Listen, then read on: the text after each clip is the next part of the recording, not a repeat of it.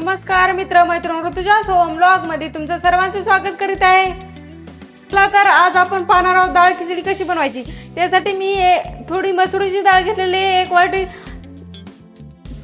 तर आज आपण पाहणार आहोत खानदेशी डाळ खिचडी कशी बनवायची। त्यासाठी मी थोडी तुरीची डाळ घेतली, थोडी मसुरीची डाळ आणि थोडे तांदूळ घेतले। थोडा बारीक चिरून कांदा घेतलेला आहे, टोमॅटो चिरून, बटाटा, आलं लसणाची पेस्ट, कोथिंबीर आणि कढीपत्ता। चला आता रेसिपीला सुरुवात करू। त्या डाळी स्वच्छ पाण्याने धुवून घ्यायच्या। तर मी खिचडी तेल तव्यामध्येच करणार आहे, कोणी कुकरला लावतो। त्यासाठी गॅस लावून घेते, गॅसवर कढई ठेवून देते। कढई 2 मिनिटं तापू देते। त्यानंतर त्यामध्ये तेल टाकून देते। तेल 2 मिनिटं गरम होऊ द्यायचं। त्यानंतर जिरे मोहरी टाकून द्यायची।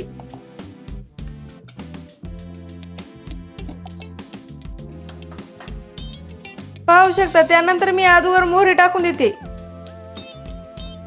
मोहरी तडतडू द्यायचे।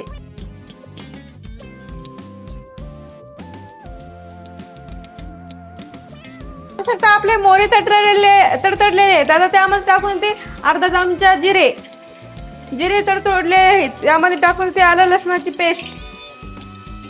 त्यानंतर त्यामध्ये टाकून ते कांदा लालसर होईपर्यंत भाजून घ्यायचा।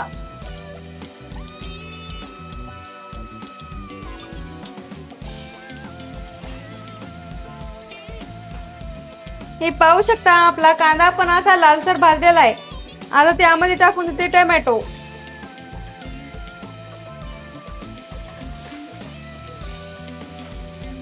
टाकून ते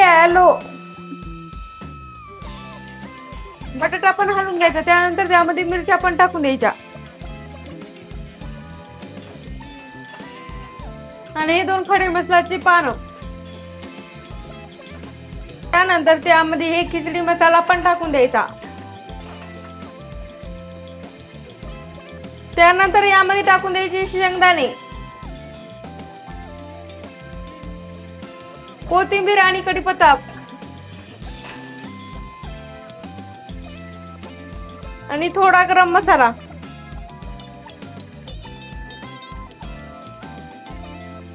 चिमूटभर हळद। हे मसाला आता 2 मिनिटं परतू द्यायचा। त्यानंतर हे तांदूळ आणि डाळ पण टाकून द्यायची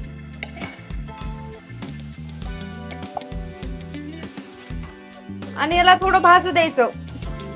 ह्या मसाल्यामध्ये परतून घ्यायचं। 5-6 मिनिटं परतून घ्यायचं यामध्ये।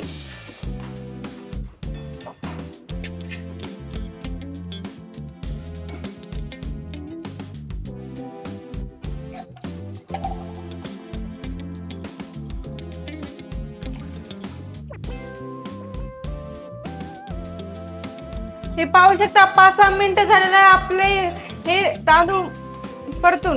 आता यामध्ये पाणी टाकून द्यायचं।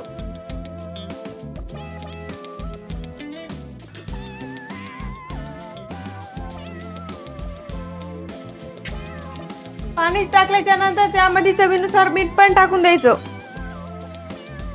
चवीनुसार मीठ टाकून द्यायचं तुमच्या प्रमाणे।